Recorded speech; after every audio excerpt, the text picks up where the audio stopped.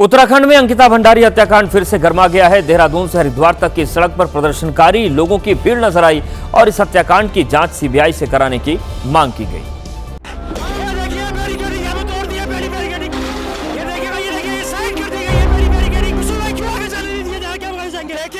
मैंने अपनी बेटी को बड़े लाड़ प्यार से पाला था।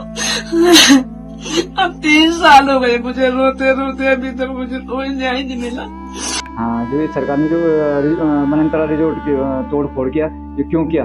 क्योंकि वहाँ तो अनेक सबूत मिलते हैं वहाँ से। हेलो मैम, पहले बोल रहा हूँ क्या हो गया? प्लीज मेरा बैग ऊपर जा दो। चलो गाड़ी घुमा, चल नीचे चल आ चलना। आ रहे मैम, हम आ रहे 2 मिनट बस। चल।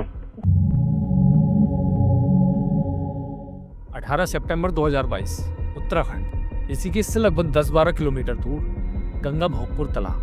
मैं इन तीनों के साथ हूँ। मुझे बहुत डर लग रहा है। ये थे अंकिता के आखिरी शब्द जो उसने अपने ऑनलाइन फ्रेंड पुष्प को बोले थे, और इस कॉल के बाद ही उसका फ़ोन स्विच ऑफ हो गया था। इसी डर के बाद एक मासूम जिंदगी जुर्म का शिकार बन गई, जिसकी कहानी 2026 में फिर से लोगों के सामने आई।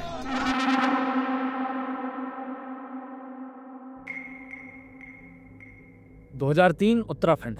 अंकिता भंडारी ओड़ी गढ़वाल जिले के दोपसरी कोट में एक बेहद ही साधारण से परिवार में पैदा हुई थी। अंकिता के पिता वीरेंद्र भंडारी सिक्योरिटी गार्ड की जॉब करते थे और मां आंगनवाड़ी में थी। अंकिता बचपन से ही बहुत इंटेलिजेंट और सिंपल लड़की थी। 2020 में उसने अपना 12th कॉमर्स से क्लियर किया, जिसमें उसके 88% मार्क्स थे। वो चाहती थी कि अपने पैरों पर खड़ी हो, जिसके लिए उसने होटल मैनेजमेंट करने का मन बना लिया, जो उसे खुद से ही करना था। तो उसकी इस ख्वाहिश के लिए उसके घर वाले भी मान गए थे। लेकिन ये वो दौर था जब लोग घरों में रहकर ही नौकरियां और पढ़ाई कर रहे थे। हम सबको पता है क्या हुआ था। एक ऐसी महामारी जिसने सभी को घरों के अंदर कैद कर दिया था। तो अंकिता भी वेट कर रही थी कि कब ये महामारी खत्म हो। अंकिता ने देहरादून के Shri Ram institute of hotel management में 1 ईयर डिप्लोमा कोर्स के लिए एडमिशन लिया था और शुरू के 3 महीने अंकिता ने घर से ही पढ़ाई की थी। लॉकडाउन खुलते ही अंकिता दोबारा कॉलेज चली जाती है। इसी बीच कोरोना में अंकिता के पिता वीरेंद्र जी की नौकरी चली जाती है। पैसों की तंगी से जूझते हुए अंकिता को बीच में ही कॉलेज छोड़ना पड़ता है। अब उसको आगे की पढ़ाई करने के लिए पैसे बचाने थे, तो उसने होटल लाइन में ही जॉब ढूंढना शुरू कर दिया था। उसको इतना ही चाहिए था कि उसे कोई अच्छी सी नौकरी मिल जाए, भले ही वो छोटी क्यों ना हो, और उसने अभी तक कहीं भी काम नहीं किया था। तो एक्सपीरियंस ना होने के कारण वो बस शुरू करना चाहती थी। अंकिता को एक जॉब का पता चलता है जो बनंतरा रिजॉर्ट ऋषिकेश में थी। ये रिजॉर्ट दिखने में बहुत आलीशान और बड़ा था, तो अंकिता को इसमें अवसर दिखा, मौका, एक ऐसा मौका जहाँ से वो अपने करियर की शुरुआत कर सकती थी। उसको इस नौकरी के बारे में किसी ऑनलाइन ऐप के जरिए पुष्प से ही पता चला। अंकिता ने अप्लाई कर दिया। उसकी जॉब लग जाती है जहाँ उसे मंथली 10,000 रुपये की सैलरी मिलने वाली थी। ये रिजॉर्ट ऋषिकेश से 10-12 किलोमीटर दूर आउटर एरिया में था, तो डेली अप डाउन करने के लिए आसपास कोई साधन नहीं था। और जॉब की एक कंडीशन भी थी कि अंकिता को वहाँ रहना पड़ेगा। उसको करियर शुरू करने के लिए ये मौका नहीं छोड़ना था।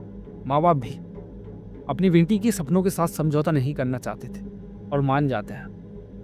अंकिता पूरी शिद्दत के साथ वहाँ अपना काम कर रही थी। बस कुछ ही दिन बाद यहाँ काम करते हुए अंकिता के साथ काफ़ी सारी चीज़ें बहुत अजीब होने लगती हैं। अंकिता की अपने घर वालों से बातें तो रोज़ होती थी, लेकिन वो उनको कुछ बताती नहीं थी। और कुछ बातें अपने ऑनलाइन फ्रेंड पुष्प को बता दिया करती थी। एक दिन 17 सितंबर को अंकिता पुष्प से बातें कर रही थी।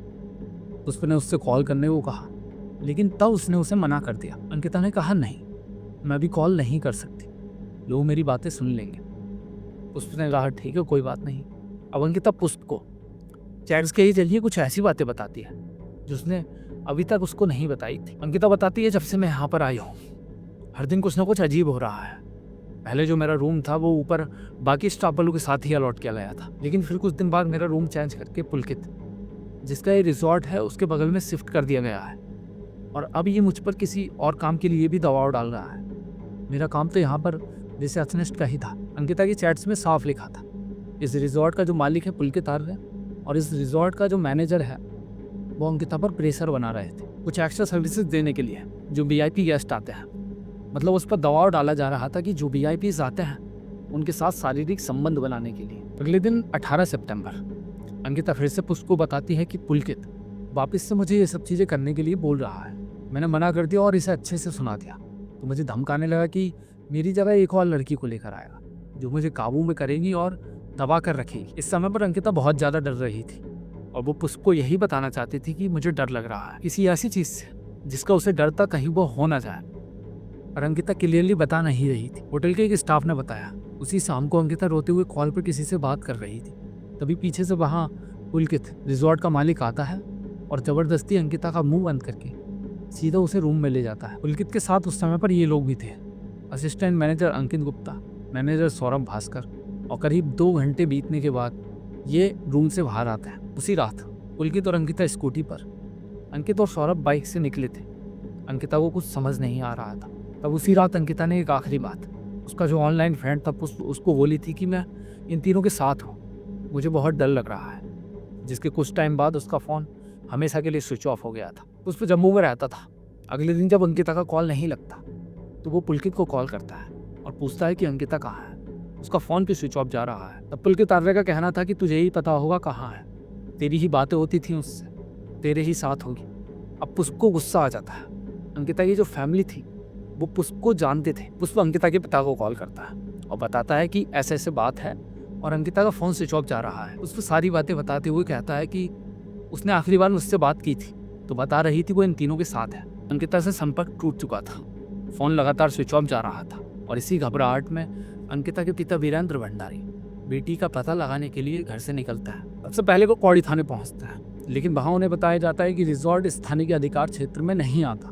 इसके बाद उन्हें दूसरे थाने भेज दिया जाता है, लेकिन वहाँ पहुँचने पर भी उन्हें वही जवाब मिलता है कि ये मामला हमारे इलाके में नहीं आता। अंकिता ये पता है एक थाने से दूसरे थाने और फिर चौकियों के चक्कर लगाते रहते हैं, लेकिन कहीं भी उनकी बेटी की FIR दर्ज नहीं की जाती। कभी कहा जाता है कि मामला रेवेन्यू पुलिस के अंतर्गत आता है, तो कभी ये कह टाल दिया जाता है कि ये पटवारी सर्किल का केस है। इसी दौरान समय हाथ से निकलता जा रहा था, लेकिन अंकिता की कोई आधिकारिक शिकायत अब तक दर्ज नहीं हुई थी। सबसे चौंकाने वाली बात तो तब सामने आती है जब पता चलता है कि रिजॉर्ट के मालिक पुलकित आर्य ने पहले ही पटवारी विभव सिंह के पास शिकायत दे दी थी। उस शिकायत में ये लिखा गया था कि अंकिता कुछ दिनों से डिप्रेशन में थी, उसका व्यवहार बदला हुआ था और वो खुद ही वहाँ से चली गई थी। यानी जिस बेटी को उसका पिता ढूंढ रहा था उसकी कहानी पहले ही लिख दी गई थी। इसी आधार पर अंकिता के पिता की शिकायत हर जगह टाल दी जाती रही। आखिरकार कई कोशिशों और ऊपर तक बात पहुंचाने के बाद 22 सितंबर 2022 को ये मामला रेगुलर पुलिस को सौंपा जाता है और अंकिता के गायब होने के 4 दिन बाद पुलिस पहली बार बनंतरा रिजॉर्ट पर छापा मारती है। अंकिता की चैट के स्क्रीनशॉट पुलिस को दे दिए गए थे और वहाँ काम करने वाले एक एक कर्मचारी के बयान लिए जाते हैं, जिसमें उन्हें यह भी पता चलता है कि पुलकित का व्यवहार स्टाफ के और लोगों के साथ भी सही नहीं था, जो चैट में भी साफ दिख रहा था, जिसके चलते स्टाफ के और लोग भी रिजॉर्ट को छोड़ने वाले थे। जब मुझे फ्रंट ऑफिस के लिए बोला गया तो मैं वहाँ काम करती थी।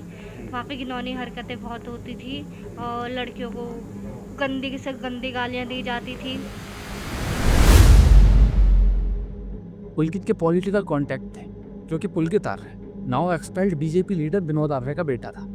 तो उसे ये पता चल गया था कि अंकिता का एक दोस्त है जो जम्मू में रहता है और उसने अंकिता की चैट के स्क्रीनशॉट पुलिस को दे दिया है। तो उसने अंकिता के दोस्त को कॉल करके सच से भटकाने की कोशिश की थी। अब BMs के कॉल आने लग गए थे, तो पुलिस को फोर्सफुली पुलकित आर्य को अरेस्ट करना पड़ा। लेकिन तब तक उत्तराखंड के लोगों में बहुत गुस्सा भर चुका था और लोग सड़कों पर आ गए थे। और जब पुलिस इनको स्टेशन लेकर आ रही थी तो वहाँ के लोगों ने पुलकित और अंकित को पुलिस की गाड़ी में ही पीटना शुरू कर दिया था। पुलिस ने इनको स्टेशन लाकर सख्ती से बात की, तब इनके और चैट्स के जरिए पता चलता है। लेकिन सबसे ज़्यादा चौंकाने वाली बात तो ये थी, जब पुलकित को अरेस्ट किया गया उसी रात बिल्डोजर से रिजॉर्ट को आधा तोड़वा दिया गया था और कहा गया कि ये अवैध निर्माण था। और local BJP MLA Ritu Bisht उस समय साइट पर मौजूद थी, जिसमें सोचने वाली बात ये थी कि उसी अंकिता के रूप जिसमें और भी सबूत हो सकते थे उसे भी तोड़वा दिया गया था।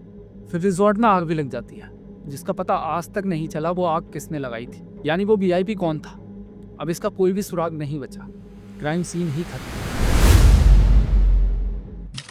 मैं गरीब हूँ तो क्या 10,000 में बिक जाऊँ, ये बात भी अंकिता ने अपने फ्रेंड पुष्प को व्हाट्सएप चैट से ही बताई थी। जब अंकिता ने पुष्प को उस दिन 17 सितंबर को बताया था कि जब से वो यहाँ पर आई है उसके साथ कुछ अजीब हो रहा है, उसने ये भी बताया कि अंकित मेरे पास आया और कहने लगा कि कुछ बात करनी है। अंकिता बताती है वो उसके साथ चली गई थी। वो कहता है ऐसा है कि एक VIP गेस्ट आ रहे हैं मंडे को, यानी 19 सितंबर, उन्हें एक्स्ट्रा सर्विस चाहिए। अंकिता ने बोला तो मैं क्या करूँ। उस पर अंकित बोलता है कि गंवार वाली हरकतें मत करो, कैस्ट देख रहे हैं। अब अंकित की ये ट्रिक देखकर अंकिता ने उसको डांटा और कहा मैं गरीब हूँ तो क्या 10,000 में बिक जाऊँ। इस पर अंकित बातों को घुमाने लगता है और बोलता है कि कोई दूसरी लड़की होगी तुम्हारी नज़र में, क्योंकि वो 10,000 दे रहे हैं। अंकिता उनकी इस ट्रिक को अच्छे से समझ चुकी थी और किसी भी तरह के लालच में ना आकर कॉम्प्रोमाइज़ नहीं किया। 18 सितंबर, लेकिन पुलकित, अंकित और सौरभ ने उस पर बार बार दबाव डालकर उसका जीना मुश्किल कर दिया था। तो अंकिता ने इसी शाम तुरंत नौकरी छोड़ने का मन बना लिया। अंकिता कमरे से बैग उठवाकर रिजॉर्ट से सड़क तक पहुंचने के लिए रिजॉर्ट के ही स्टाफ सौरभ बिष्ट को कॉल करती। उस वक्त सौरभ रिजॉर्ट के बाहर वहीं के एक स्टाफ करण के साथ कार में घूम रहा था। उस समय सौरभ गाड़ी चला रहा था, इसलिए कॉल करण ने उठाया। कॉल पर अंकिता ने करण से कहा, हेलो मैम, मैम करण बोल रहा हूँ, क्या हो गया? प्लीज मेरा बैग ऊपर जा दो दुकान तक। चलो गाड़ी घुमा, चल नीचे चल, नीचे चल, नीचे चल, आ चलना। आ रहे मैम, हम आ रहे, 2 मिनट बस, चल। लेकिन पुलकित समझ चुका था कि अंकिता वो रुकेगी नहीं, तो फिर उसने जैसे तैसे अंकिता को रोक लिया। जैसा हमने जाना, हाउसकीपिंग का काम कर रहे एक स्टाफ ने बताया था कि अंकिता रोते हुए कॉल पर किसी से बात कर रही थी। तभी रिजॉर्ट मालिक पुलकित आर्य आया और अंकिता को रूम में ले गया था। वो यही दिन था। अंकिता पुलकित आर्य से बहुत दिनों से नाराज थी, क्योंकि अंकित ने अंकिता को किस करने की कोशिश की थी और स्पेशल सर्विस की बात से भी। तो पुलकित ने सजेस्ट किया कि इसका मूड फ्रेश हो जाएगा, एक लॉन्ग ड्राइव पर चलते हैं। तो अंकिता को भी मना लिया। अब जब ये लोग उस रात स्कूटी और बाइक से निकले थे, तब ये लोग चीला बैराज पहुंचते हैं। बेसिकली ये एक ऐसी जगह है जहां नदी का पानी रोककर आगे मोड़ दिया जाता है। वहां पहुंचकर इन तीनों ने रोड साइड ही दारू पीना शुरू कर दिया। अंकिता को ये सब अच्छा नहीं लग रहा था, तो अंकिता इनसे बोलती है कि मुझे वापस छोड़ दो और कहती है आगे से ऐसी कोई भी हरकत मत करना, वरना मैं तुम्हारा पूरा राज सबके सामने खोल दूंगी। ये बात सुनकर तीनों गुस्से में आ जाते हैं और ये सब डैम के पास ही खड़े थे। इन्होंने अंकिता को पकड़ा और डैम में फेंक दिया। ये सब सीसीटीवी में दिखा था कि ये लोग चीला बैराज गए। लगभग 8:30 बजे पुष्प की अंकिता से लास्ट बार बात हुई। फिर जब उसी रात पुष्प ने एक बार फिर अंकिता को कॉल किया, लेकिन उसके बाद अंकिता का फोन स्विच ऑफ हो गया। पुष्प को चिंता होने लगी थी। वो पुलकित आर्य को कॉल लगाता है, लेकिन उसका नंबर भी स्विच ऑफ हो जाता है। रिजॉर्ट के ही एक शेफ का कॉल आता है। पुष्प पूछता है अंकिता कहाँ है। तब उसने बताया कुछ समय पहले अंकित सर आए थे और वो अंकिता का खाना ले गए, शायद वो अपने रूम में ही हों। और ये सब इन तीनों की बनाई हुई कहानी थी कि अंकिता अपने रूम में ही है। एक लड़की के साथ ये सब हो गया क्योंकि वो गरीब थी, उसने कॉम्प्रोमाइज़ नहीं किया बस इसलिए।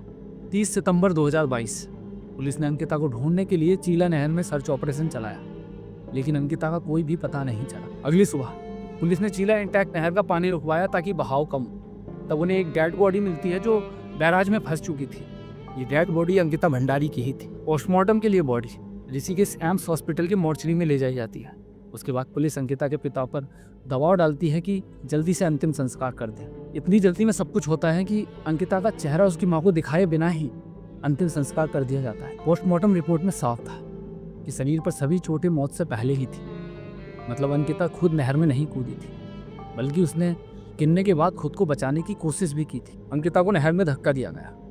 2022 में एसआईटी ने करीब 500 पेज की चार्जशीट को कोटद्वार कोर्ट में दाखिल किया। इसमें व्हाट्सएप मैसेज, रिजॉर्ट स्टाफ के बयान, दोस्त पुष्प की गवाही, कैमरा फुटेज और मेडिकल रिपोर्ट्स को सबूत के तौर पर रखा गया। जांच इसलिए अहम थी क्योंकि केस किसी एक बात पर नहीं बल्कि कई अलग अलग बातों पर टिका था।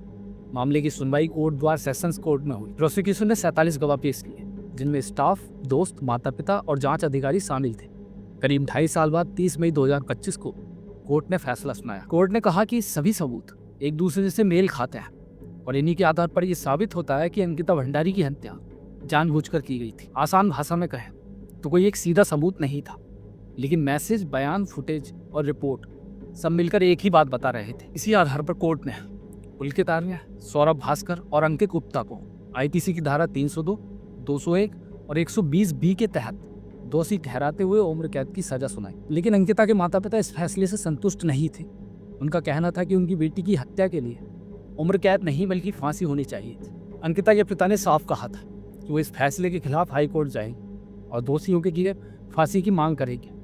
बस यही केस खत्म हो गया। लेकिन एक सवाल अब भी बाकी है, वो वीआईपी कौन था जिसका नाम चर्चा में तो रहा पर कभी सामने नहीं आया। सजा मिली मगर सिस्टम का वो हिस्सा अब भी सवाल बनकर रह गया।